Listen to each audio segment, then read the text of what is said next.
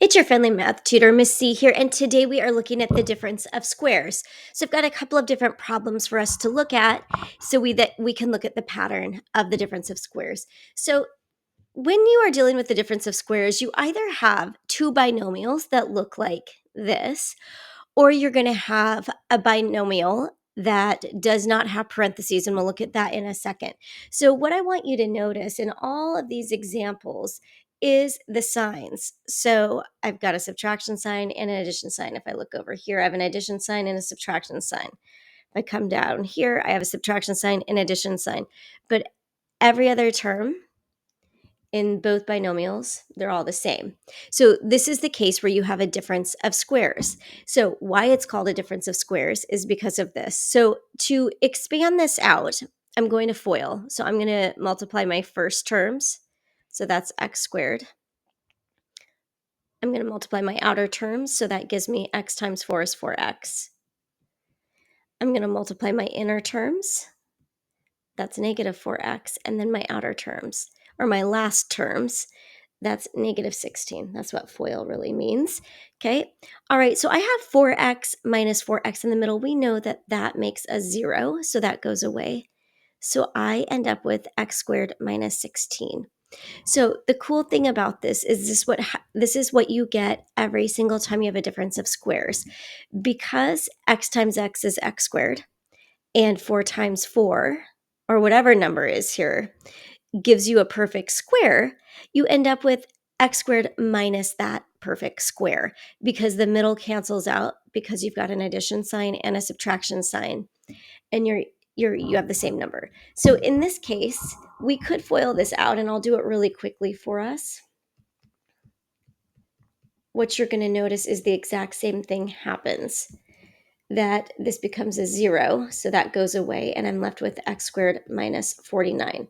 So this negative sign is always negative here. That's why it's called the difference. So difference means subtraction of squares.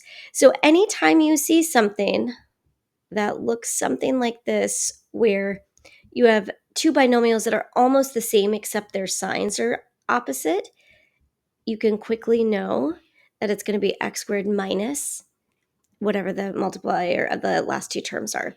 Now, in some cases, you're going to end up with a situation like this where you have coefficients on the first term. So here's what happens with this one. So if I were to FOIL this again, I'm going to do that for us really quick. We get 9x squared. This is 3x times 4, which is 12x. I've got negative 12x here and minus 16. So the same thing happens to the middle terms. They become 0. So I'm left with 9x squared minus 16. This is still the difference of squares, except what you're going to notice is the coefficients get multiplied together, right? And that's essentially the difference. So on this one, if I were going to use the shortcut, I can multiply these two together, 25x squared minus, and then I know the middle terms are going to cancel out. So I'm just going to multiply 7 and negative 7. And there you go. Now, if these terms are not exactly the same and they're not a plus sign in one and a minus sign in another, you cannot do this. It does not work. Okay, so what happens if you are asked to factor? So you might get a question that says factor. Well, right away, I'm looking at all three of these binomials, and I notice that it's x squared minus a perfect square. Okay, so when that happens, I know that this is the result of a difference of squares. So I'm just going to set up my binomial. And it doesn't matter if you put minus or plus first. Either way, like on this one, I could do plus first. It doesn't matter. Just one has to be positive, one has to be negative. And then I'm looking at 64 here. So what number times itself makes 64? It's 8. So 8 just gets popped in here, and this is factored form here. Okay.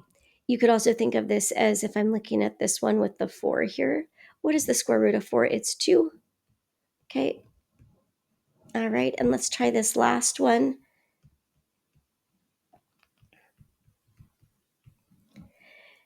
12 times 12 makes 144. So there you go. All right. So that's a short tutorial on the difference of squares. It's really helpful to know this rule. It speeds up everything. If you found this video helpful, make sure to like it, give it a thumbs up so other people see it. Remember to subscribe for more math content. And until next time, remember, you've got this.